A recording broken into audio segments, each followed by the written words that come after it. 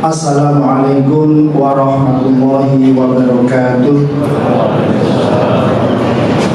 Bismillahirrahmanirrahim. Alhamdulillahirabbil alamin. Alladzi anzala as-sakinata fi qulubil mu'minin liyazdadu imanan ma'a imanihim. Asyhadu an la ilaha illallah wahdahu la syarika lah. Al-Malikul Haqqul Mubin wa asyhadu anna Muhammadan abduhu wa rasuluhu shadhiqul wa'dil amin. Allahumma shalli wa sallim wa barik ala rasulihil karim nabiyyina Muhammadin wa ala alihi wa ashabihi wa man tabi'ahum bi ihsanin ila yaumil Amma ba'du. Bapak-bapak, ibu-ibu, saudara-saudara, jamaah sholat isya dan tarawih insyaallah yang dimuliakan oleh Allah Subhanahu wa taala.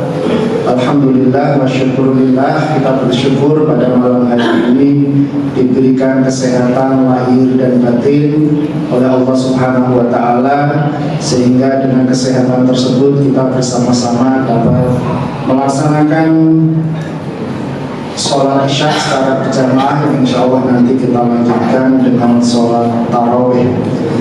Bapak Ibu jamaah rahimakumullah, Bapak Ibu semua familiar dengan kisah tentang Tarzan. Tarzan manusia yang diasuh oleh gorila di sebuah hutan. Nah, kisah itu kan familiar atau populer di dunia barat. Tapi sesungguhnya Bapak Ibu jamaah rahimakumullah, kisah seorang bayi yang diasuh oleh binatang itu juga ada dalam khazanah keilmuan Islam klasik. Tepatnya sekitar 7 abad yang lalu, di abad 12 Masehi atau sekitar abad 7 Hijriah, ada seorang filosof yang bernama Ibnu Tufail. Ibnu Tufail ini menulis sebuah buku novel filosofis yang berjudul Risalah Hayyan Ibnu Yaqzan. Jadi cerita singkatnya, ada seorang bayi bernama Hayyan itu terpisah dari orang tuanya, kemudian dia tinggal di hutan, diasuh oleh seekor rusa. Kalau Tarzan kan oleh seekor gorila, ini rusa. Nah, tetapi jamaah rahimakumullah, bagaimanapun meskipun diasuh oleh seekor rusa atau binatang, naluri kemanusiaan dan akal yang telah diberikan oleh Allah Subhanahu wa taala itu, singkat cerita, pada akhirnya menuntun Hayyan ini untuk sampai pada kesimpulan bahwa kita ini manusia sangat tergantung dengan Allah Subhanahu wa taala. Jadi melalui proses berpikir rasionalitas yang dialami, jadi kan kalau Tarzan kan kemudian ketemu dengan manusia, kemudian dia agak terpengaruh kemanusiaan, sisi kemanusiaannya muncul. Kalau Hayyan ini ditinggalkan oleh ibu rusanya tersebut. Kemudian dia mulai berpikir, karena memang salah satu karunia Allah kepada manusia yang tidak diberikan kepada makhluk lain adalah akal. Nah, dengan pikirannya tersebut, kemudian dia mulai merenung tentang kehidupan. Nah, suatu ketika kemudian pada akhirnya dia bertemu dengan seorang manusia, kalau dalam kisah tersebut bernama Absal. Disitulah kemudian mulai dialog berbagai macam masalah, sampai akhirnya kemudian dengan rasionalitasnya Hayyan Ibnu Yaqzan ini yang awalnya diasuh oleh seekor rusa menemukan jalan untuk bisa ketemu atau menemukan jalan mengenal Allah Subhanahu wa taala. Nah, jamaah rahimakumullah, yang ingin saya sampaikan pada kesempatan malam hari ini, ternyata memang dalam lubuk hati manusia yang paling dalam, siapapun dia, dibesarkan dalam kondisi apapun, itu sudah diberi fitrah kemanusiaan, fitrah yang suci, fitrah ilahiyah, bahwa manusia itu pasti akan mencari atau condong, cenderung kepada Allah, kepada Tuhan, atau kepada kebaikan.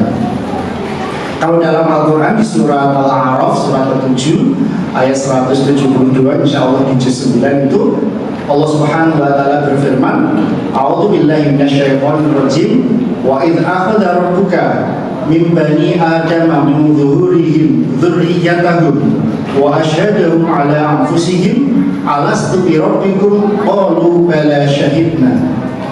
Jadi ternyata jamaah rahimakumullah, sejak kita masih dalam kandungan itu, kita sudah mempunyai perjanjian, persaksian. Alastu bi rabbikum, kita ditanya, apa bukankah aku ini Tuhan, kata Allah. Maka kita semua ketika dalam kandungan itu sudah menjawab qalu bala syahidna.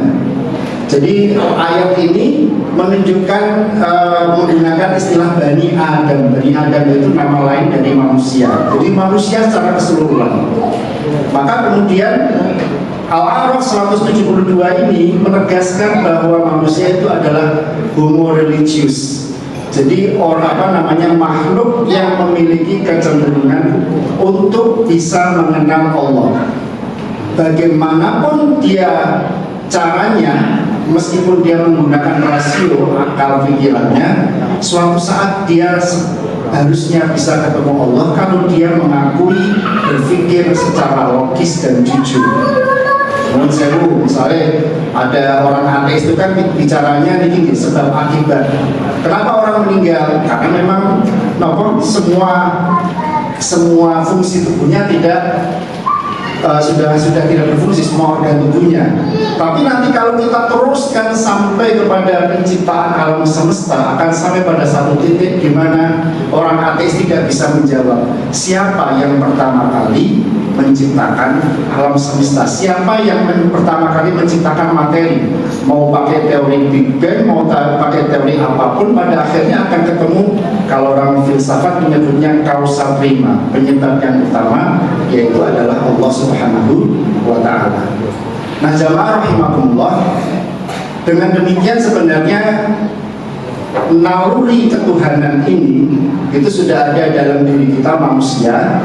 Yang naluri ketuhanan itu akan senantiasa condong kepada kebaikan.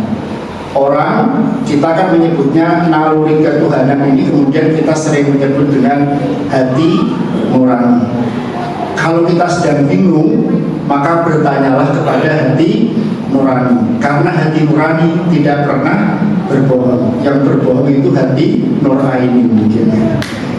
Jadi bagaimanapun kalau kita merasa punya keraguan-keraguan terhadap apakah kita perlu melakukan ini atau tidak, maka hati nurani kita biasanya akan cenderung kepada kebaikan, cenderung kepada hal yang benar. Siapapun dia, bahkan orang yang mohon maaf jahat sekalipun, orang kriminal sekalipun, itu sebenarnya tahu mana yang benar, mana yang salah. Karena apa?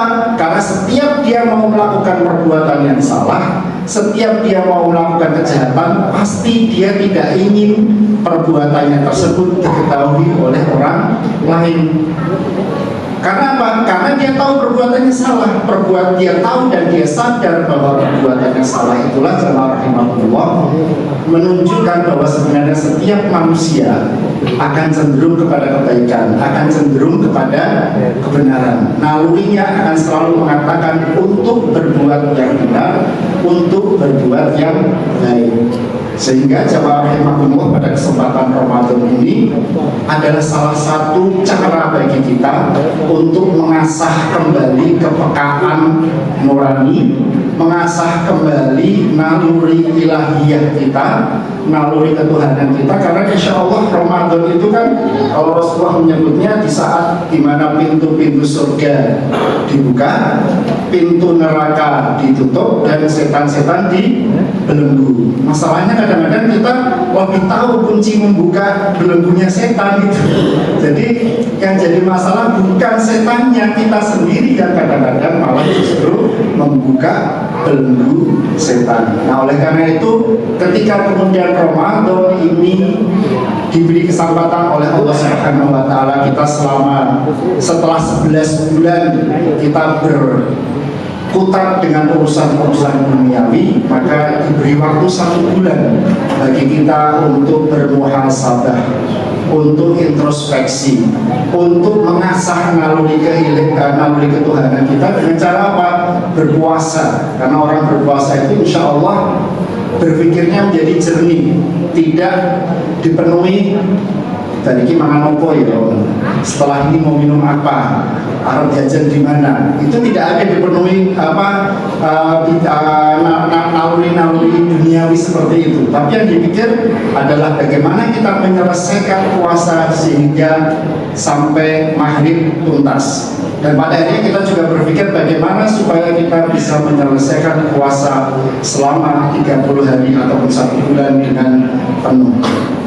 Kemudian kita juga masih diasah dengan sholat tarawih, dengan tilawatul Quran, dengan zakat, infak, sedekah, yang insya Allah itu semua jamaah rahimakumullah semoga mengasah naluri ilahiyah kita sehingga kelak ketika kita sudah selesai menyelesaikan kewajiban puasa di bulan Ramadan, kita kembali ke fitri, kepada fitrah tadi itu, fitrah ilahiyah, naluri ketuhanan, naluri kebaikan, naluri kebenaran yang sudah ditanamkan oleh Allah Subhanahu wa Ta'ala di diri kita sejak masih dalam kandungan. Tetapi mungkin kalau dalam bahasa hadis dikatakan fa'abawahu yuhawidanihi au yunasyiranihi au yumanjisanihi, orang tuanya lah yang kemudian menjadikan seseorang itu Yahudi, Nasrani, Majusi, ataupun orang tuanya lah yang kemudian memberikan pendidikan yang mungkin kurang tepat sehingga seorang anak tumbuh menjadi